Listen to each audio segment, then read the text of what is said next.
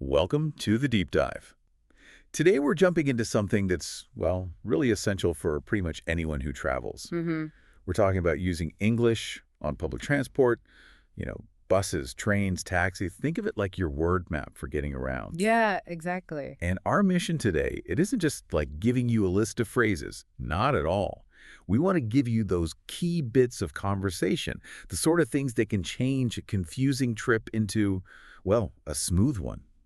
Make you feel confident, Right. so you feel in control.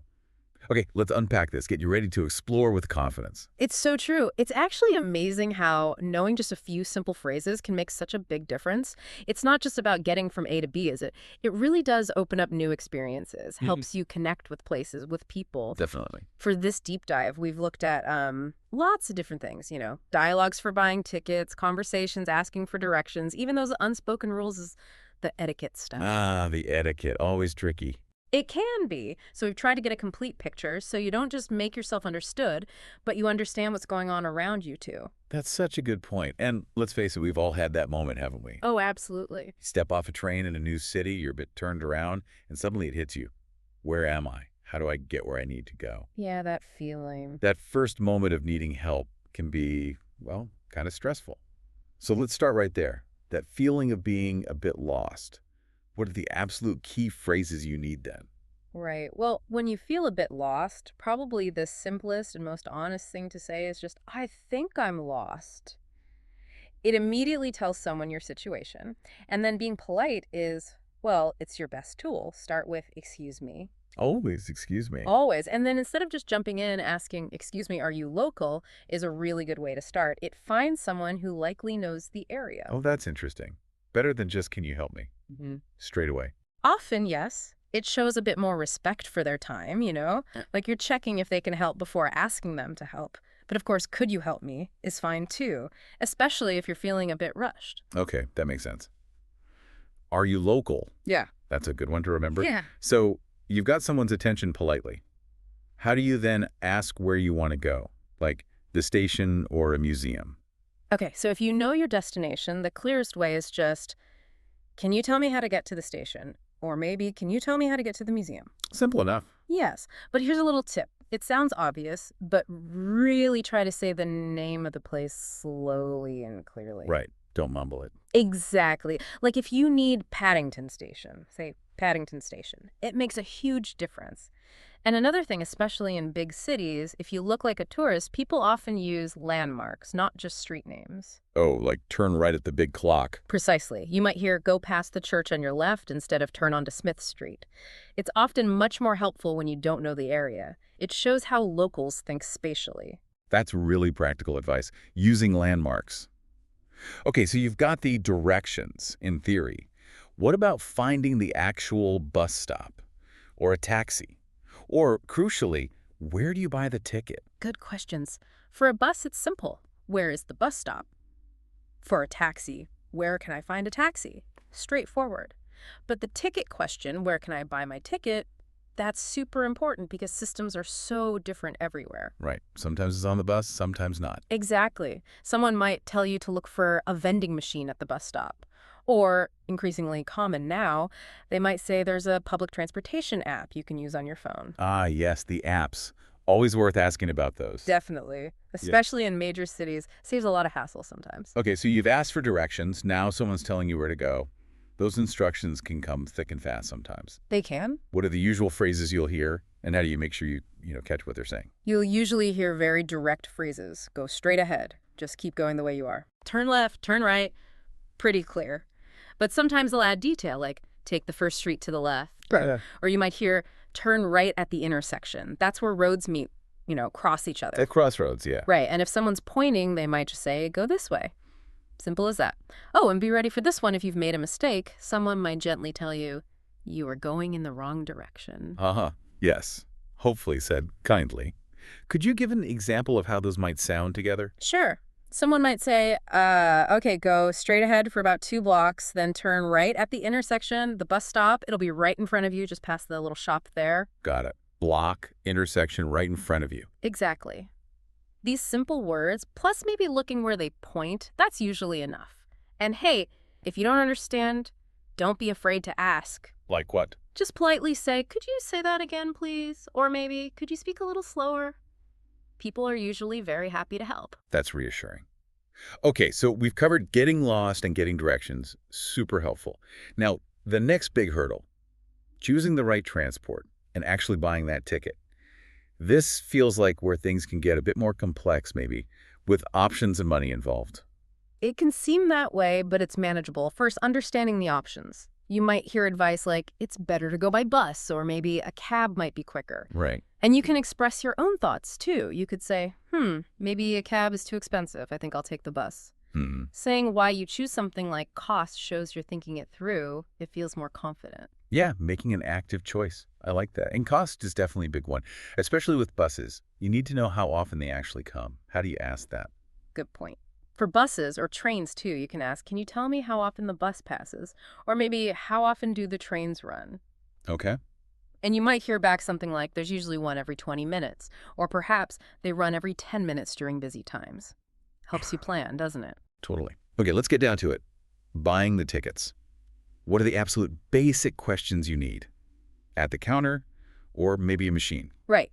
The basics. First, always, how much does this ticket cost? You could also say, how much is this ticket? But how much does it cost is very common. Got it. Price first. Then, the type of trip. Ask, is it a one-way or round-trip ticket?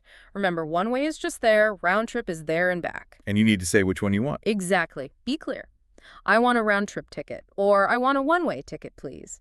And for things like the metro or subway, where one ticket might cover several journeys, you could ask, for how many journeys is this ticket valid? Or maybe more simply, how many rides do I get with this? Okay. And what if something goes wrong? Like you buy the wrong ticket? Hopefully it won't happen, but if it does, you might need the phrase, I want my money back. Be polite but firm if you need a refund. Right. Good to know, just in case. Now let's try a real-life sort of situation. Imagine you've just arrived, you want to explore the city for, say, a week, but you don't have one specific place in mind yet. How does that ticket conversation go? Okay, yeah, classic tourist scenario. So you'd go to the ticket office or information desk and start with your general need. I need a ticket to get around town. Nice and general. Then the agent might ask, where are you going? And you'd explain, oh, nowhere in particular. I'm here for the first time and I'd like to explore the city. That tells them you need something flexible, not just a single trip ticket. Perfect. So they'll probably offer, what, like a day pass or a weekly pass? Exactly. They might say, we have a single day ticket or a multi-day ticket. Which one do you prefer? And if you're staying a week? You'd say, I think I'd prefer the multi-day ticket as I'll be here for about a week. Yeah. Then the key follow-up questions. Price and how it works. You got it. How much does this ticket cost? And how does it work?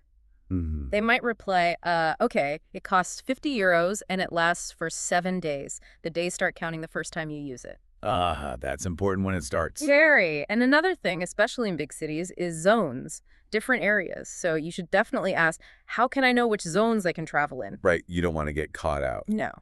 They'll usually show you a map. Here, this map shows you where you can travel. Okay, great. Then, once you're happy, you confirm, thank you, I'll buy the ticket for 1 week then. And they'll finish up with, okay, here you go, have a nice day.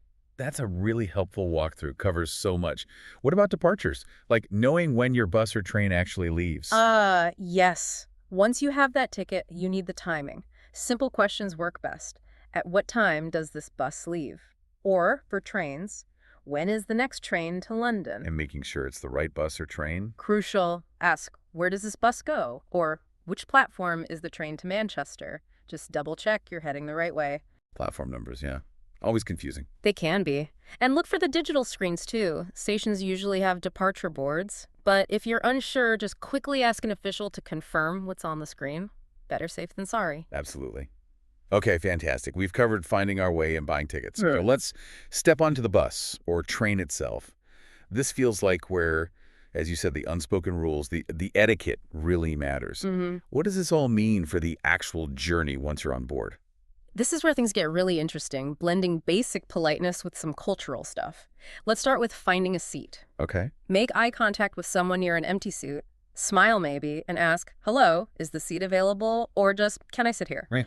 If it's free, you'll usually get a friendly, yes, of course, or sure, go ahead. Simple politeness. Yes, but here's a tip. If you see a bag or a coat on a seat that looks free, don't just move it. Oh, right. Ask first. Definitely. Ask politely, "Excuse me, do you mind if I sit there?" Or, "Excuse me, is anybody sitting here?" It just avoids any awkwardness, shows respect for personal space. Good advice. Okay, you're seated. Now, how do you avoid missing your stop, especially if you're somewhere new?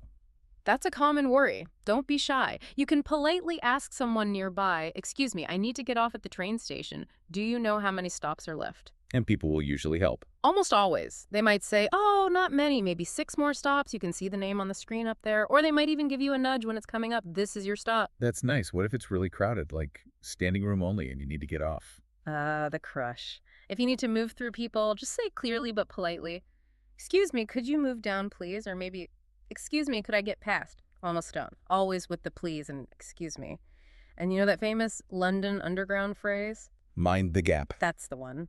You'll hear it announced, reminding you about the space between the train and the platform. It's iconic, really. It is. Now, you mentioned etiquette insights earlier, particularly some British ones that might apply more widely. What were some of those surprising, maybe less obvious rules? Ah, yes, the unwritten rules. Okay, one big one, even before you get on.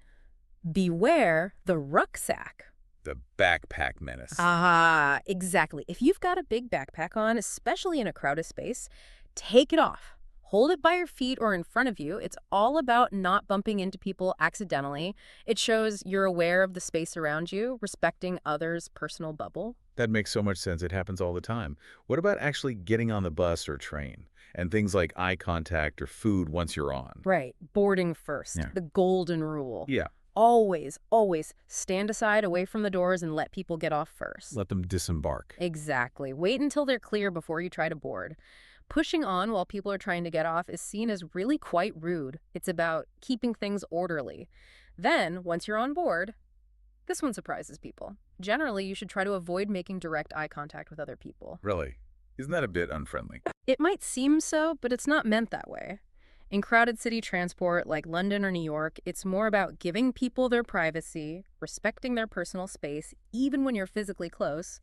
If you do accidentally catch someone's eye, just a quick, brief look, maybe a tiny smile, then look away. Definitely never stare. That can make people feel uncomfortable. Okay. Brief glance, look away. Yeah. Got it. And food. That sounds like a potential minefield. Though it can be, the big rule, avoid really smelly food. Things like boiled eggs, strong cheese, fish. Yeah, nobody wants that smell trapped on a bus. Exactly. It's a shared space. So if you do need to eat, choose something without a strong odor. And also, don't eat loudly. No loud crunching, keep your mouth closed when you chew. Same for drinks, no loud slurping. Basic table manners, but amplified in a public space. Precisely. These little things, they seem small, but they add up to making the journey more pleasant for everyone. It shows you're considerate. That's a fantastic collection of tips. Yeah. Wow. From the basic phrases for help to buying tickets and now navigating the etiquette. You've just picked up some incredibly useful stuff for using public transport in English. You should feel much more ready now, not just to get where you need to go, but to do it smoothly, confidently, with a bit of style even. And this whole deep dive really leads to a question for you, the listener. How are you going to use these tools? We really hope you'll practice them. Say them in your head, try them with a friend maybe. But the best way, try them out for real. Yeah, take the plunge. Absolutely. Every time you ask a question, every time you buy a ticket, every polite, "Excuse me," it builds your confidence. It makes these phrases feel like your phrases. Just imagine that feeling, right? Yeah. Confidently asking for directions in a busy city square, easily buying that weekly pass to explore, or just getting through a crowded train commute without feeling stressed. All because you know the right words and kind of the right way to act. Think about what new adventures, what new connections they could open up for you. Keep exploring, keep practicing. Your world will definitely get bigger. Thanks so much for joining us on this deep dive. Yeah. Thanks, everyone. Until next time, travel smart and travel confidently. Before you go, remember this. Every word you learn makes you stronger. If you enjoyed this video, please subscribe to my channel. You'll find more lessons, more stories, and more English practice to help you feel confident in any situation. Don't forget to like this video and share it with someone who might need it. Let's keep learning together. See you in the next lesson.